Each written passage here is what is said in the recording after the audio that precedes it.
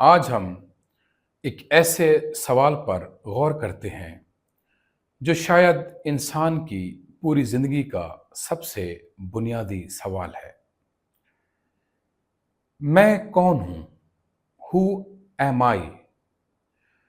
عام طور پر ہم فوراً جواب دیتے ہیں، میں فلاں ہوں، یہ میرا نام ہے،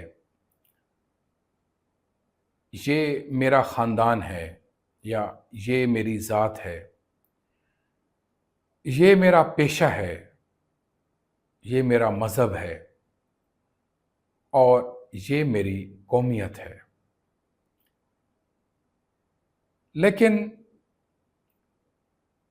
اگر ہم غور سے اس سوال کو دوبارہ دیکھیں، کیا یہ واقعی آپ ہیں یا صرف آپ کے بارے میں معلومات ہیں؟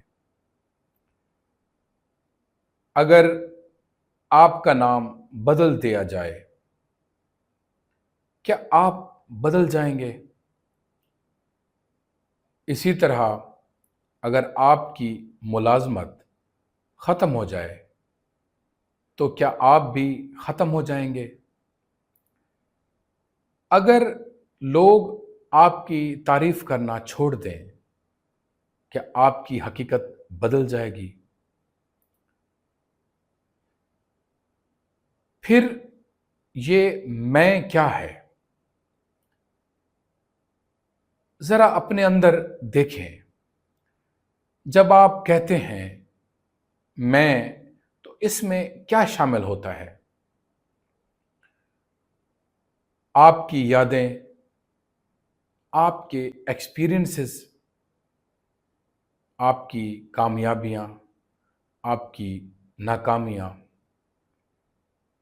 آپ کے خوف، آپ کی خواہشات،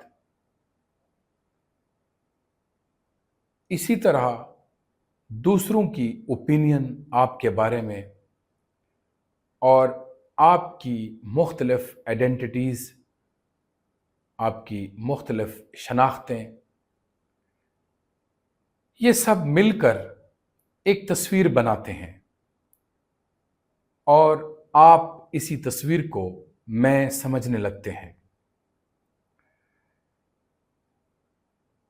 لیکن کیا یہ تصویر زندہ ہے یا صرف ماضی کا جمع کیا ہوا مواد ہے؟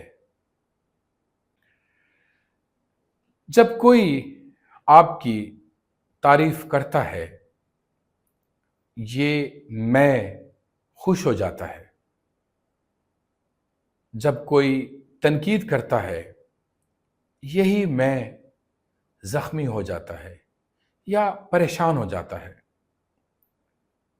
سوچئے، اگر چند الفاظ اس میں کو ہلا سکتے ہیں تو کیا یہ واقعی مضبوط حقیقت ہے؟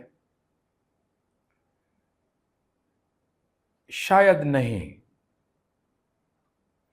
شاید میں یعنی سیلف کوئی مستقل چیز نہیں، بلکہ ہر لمحہ بننے والا ایک نفسیاتی سائیکولوجیکل پروسیس ہے۔ ہر ایکسپیرینس، ہر تجربہ اس میں کچھ جوڑ دیتا ہے۔ ہر یاد اسے بدل دیتی ہے۔ ہر خوف اسے مزید پیچیدہ بنا دیتا ہے، اور پھر ہم اسی کو اپنا اصل وجود سمجھنے لگتے ہیں۔ اصل سوال یہ نہیں کہ سیلف کیا ہے، اصل سوال یہ ہے، کیا آپ اپنے اندر اس پورے عمل کو بغیر کسی فیصلے کے دیکھ سکتے ہیں؟ جب آپ کو غصہ آئے تو آپ صرف اس غصے کو دیکھیں۔ جب حسد آپ کے اندر آنے لگے تو آپ اس حسد کو دیکھیں۔ اسی طرح جب خوف آئے، آپ اس خوف سے بھاگے نہیں، بلکہ اس خوف کو دیکھیں،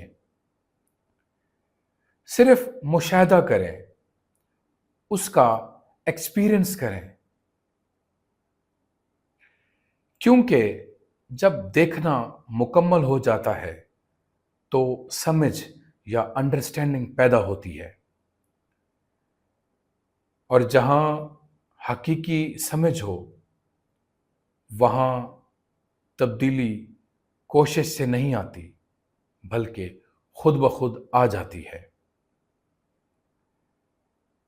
شاید خود کو جاننا کسی نظریے کو مان لینے سے نہیں، بلکہ ہر لمحہ اپنے ذہن کی حرکت کو دیکھنے سے شروع ہوتا ہے، اور یہی مشاہدہ خود شناسی یا سیلف نالج کا آغاز ہے۔